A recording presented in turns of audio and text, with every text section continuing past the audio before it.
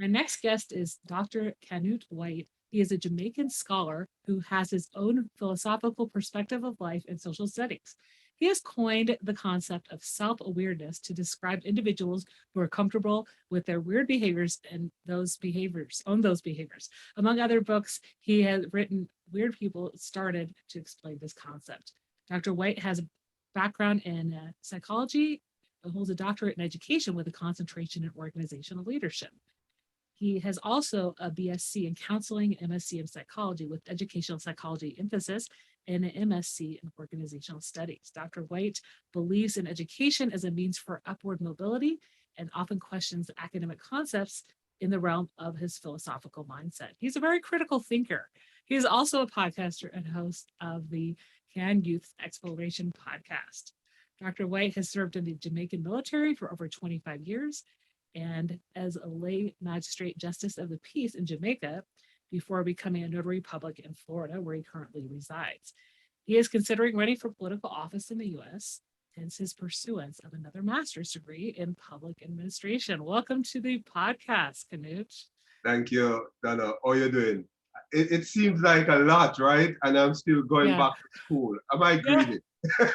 You're one of those forever students, right? So let's just dive right in and Okay. tell me about the time when you were in the trenches and managed to crawl out. Okay. The trenches for me, twofold: familial trenches and communal trenches. Because in my family, there was sort of a trench that I was in, right, in terms of poverty and the challenges with my father being an alcoholic and being not necessarily physically abusive, but emotionally abusive, and the community trenches where you find the violence in the community, and that has been a challenge for me growing up in the inner city of Jamaica. Mhm. And so you've also been in the military, as I mentioned, and kind of when we think of the trenches, we think of that World War I trenches, right? So how was the military experience for you in Jamaica? Did you have some type of a trench experience in the military as well? I like that. I like that. Well, the Jamaican military is not one of those, military that, go to war like you would have here in the United States, and you realize there's a war now with Russia that they have, the Ukrainian. But no, the trenches that we have literally in the military are those sort of trenches when we have to go out there and fight with the gunmen in the communities, right? So those are the type of military trenches that I have had, and I spent 26 years in the Jamaican military, and it has been a good experience for me. And most of my young days, I started in the military age 20. So, I have had most of my birthdays, youthful birthdays there, Yeah, right? yeah, yeah. Yeah, and you definitely, learned a lot of skills that I think have helped you in your leadership. When somebody spends that long in the military. So, let's kind of talk about leadership first, and then we'll talk more about other things that I mentioned in the bio. But you have a lot of perspectives about being a servant leader and using adaptive leadership in education. Yes, this thing about adaptive leadership is critical in educational institutions. How much do principals, and in general, school administrators know about the communities, the external environment that they operate in? They might know a lot about the internal environment, but how much of the external environment do they know about? And this is something that needs to be considered as administrators, school administrators. So adaptive leadership is concerned with knowing what your environment looks like and try to adapt to the environment in terms of your approach to leadership. Take, for instance, your student came from a community that's perhaps not close to the school, but it's a community that have its crisis, Yeah. right? And therefore, you need to understand where those children are coming from so that you can lead effectively and efficiently, because it will affect the teacher's performance. I have done my dissertation in that field, uh, adaptive leadership in Jamaican high schools. But let me try to make a distinction here as it relates to the two categories of Jamaican high schools: the non-traditional high school and the traditional high schools. The non-traditional high schools are those schools that were originally secondary schools. You do not have to pass an external exam to get into those schools. So you have the less bright students there, and you have the traditional high school, which is the opposite. So I did my dissertation looking at adaptive leadership in both categories of high school, and it's very interesting findings that I have I've gotten. But you need to understand the findings here, because what happened is that in the traditional high school, it was perhaps not practical to be to mobilize teachers, because teachers also look at what the principal has to offer and how the principal lead as it relates to looking at the external environment. And you'll find also that the changes, teachers are resistant to changes because of the trust. The trust, not all educators trust principals. So we find that happens in both schools, but more so in the non-traditional high school, where you have not much of the brighter students, and it doesn't attract the what I'm down to call the best teachers. Yeah, yeah. And I think it also depends on the leader, in charge, if they are being a servant leader and they've learned adaptive leadership in their career, because some people might start off their leadership career in a school and they don't understand the community, right? And then they try to make ties, but they it's kind of like that, a culture shock in a way. And I've seen that happen when I've been a teacher, right? As viewing some leaders kind of having culture shock. And I think that's really important, like you said, that. And then the teachers, sometimes they want to implement changes upon the teacher. Right, they want implementing, and you have to understand too, this whole thing about adaptive leadership. It's not only about the community, but it's about that social unit that we know about, the family. Yeah, the principals need to understand the type of families that these students are coming from in order to teach effectively, lead effectively. Yeah. And so you've written a lot about organizational leadership and culture and how we can improve it. So having lived in the US for the past 5 years, kind of what are your thoughts? Like, since you did your dissertation looking at Jamaican high schools, what are your thoughts about, like, the majority of the audience is in the US. So kind of what are your thoughts about the culture, and how to work with that? I do not see much of a disparity between the high schools. Let's look at high schools in Jamaica and the United States in terms of adaptive leadership, because honestly, leaders are leaders everywhere. You might have this cultural approach to leadership because of or you were socialized within your country, right? In terms of the national culture, but leadership is basically a universal principle, right? That you would have attained and able to, because we talk about straight leadership and that inbound thing, and then you seem to carry it out there, because many leaders they do not learn to lead. It's natural, right? And therefore you're seeing in the United States and Jamaica and elsewhere around the world where leaders have a similar approach to leadership. But I'd want to say, though, that as it relates to adaptive leadership, you have to understand the culture of the nation, the environment that you're in. Take, for instance, for me, lead here in the United States, in the school situation, I have to understand the culture of the United States. So yes, it's important that you become culturally aware, to lead effectively in the school system. Yeah, that's definitely something. It takes a little bit of time to learn, and I think, kind of working in schools and learning more about just how schools function, right? And it's different for a lot of regions as well. So, yeah, I like kind of how you're talking about adapting. Like, it's all about adapting. Yeah. So let's talk a little bit about overcoming adversities. And in the bio, I mentioned your self-coined term, self-aweirdness, about owning your weirdness. So tell me, you said you came up with that a couple of years ago. Oh yeah, I sat down and I said to myself, I've been interacting with a number of friends and so on, and I say, hey, we're all weird. You are weird, I am weird, and we cannot hide from that. This thing about weirdness has to do with the strange things that we have said, we have done, and we have thought about doing. And I have decided, okay, let me go on a Facebook group, which I won't name, and I asked, what's the weirdest thing you've ever done? Yeah. And people made suggestions, and it's in the book where people started, and Yeah. I had decided, so this is where people started. This small Yeah. book here you see on Instagram, but I had decided, why not?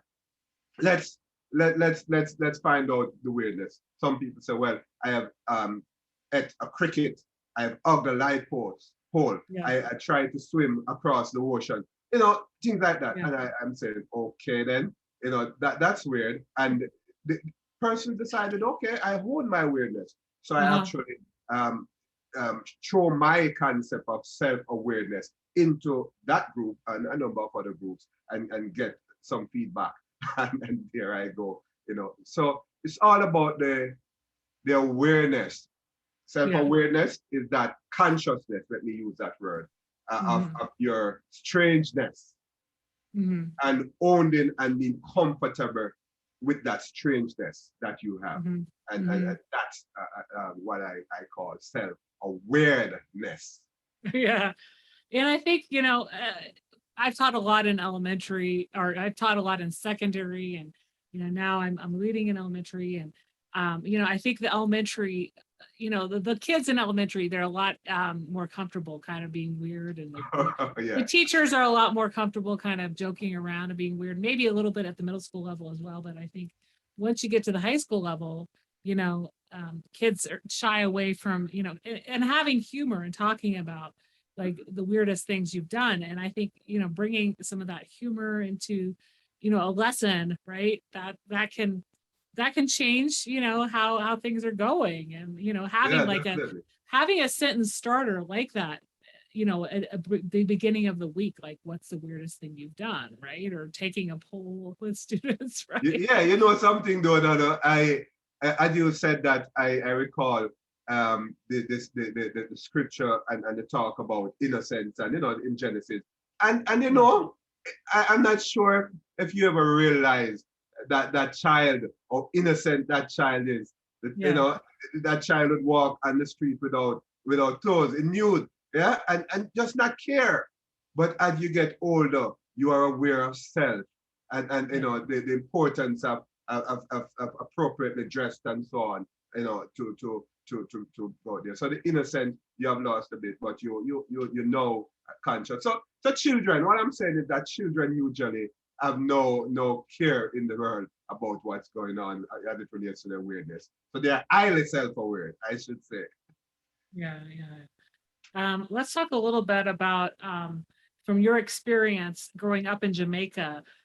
You saw that a lot of men, Oh yeah.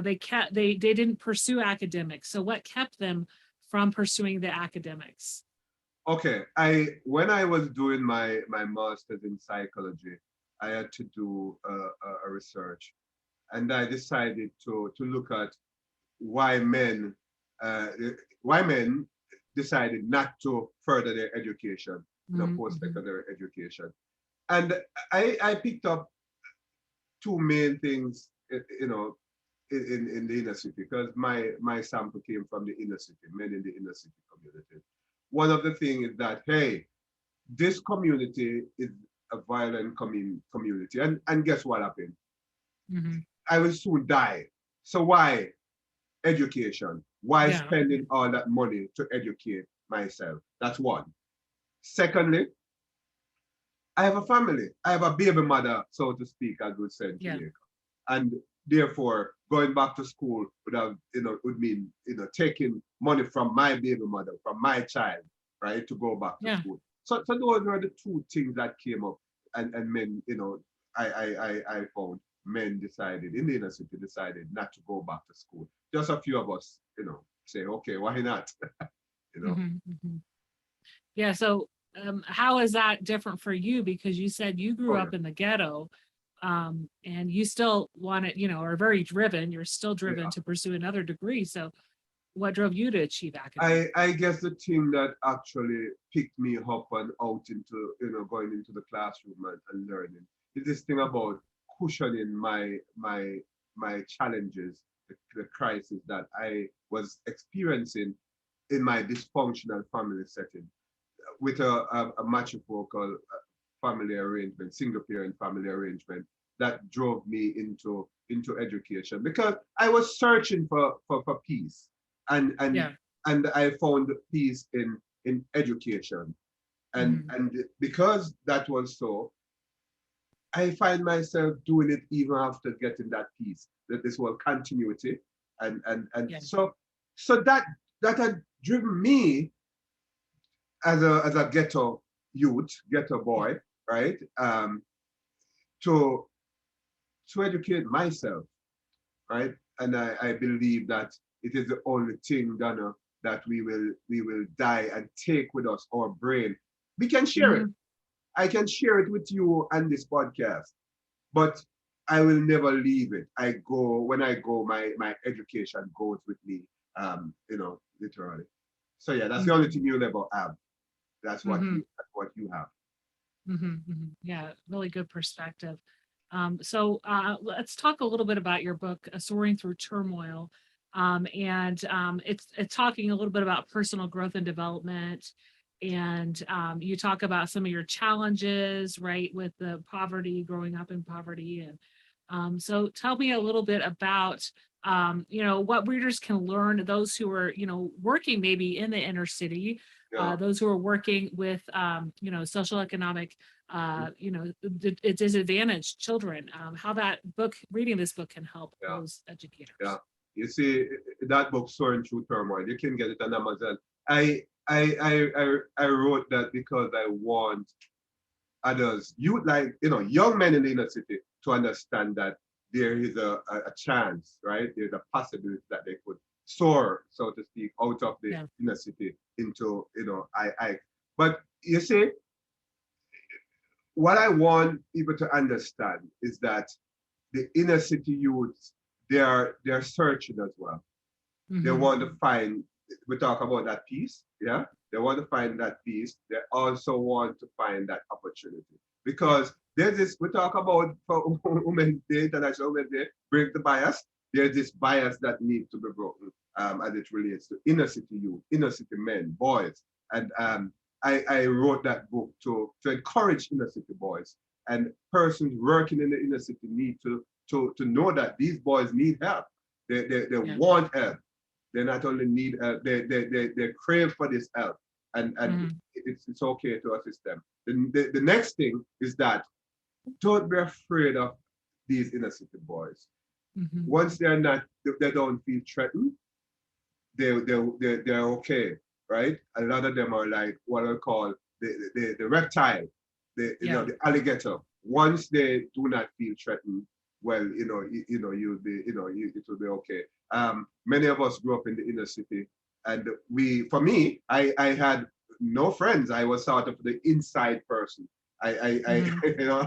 sort of an insider, right? Very quiet insider. But I've Hmm. seen so many things, Dano, so Yeah. many things I've seen on the outside, and it's very, very important. But I have decided to join the military at a young Hmm. age, and Yeah.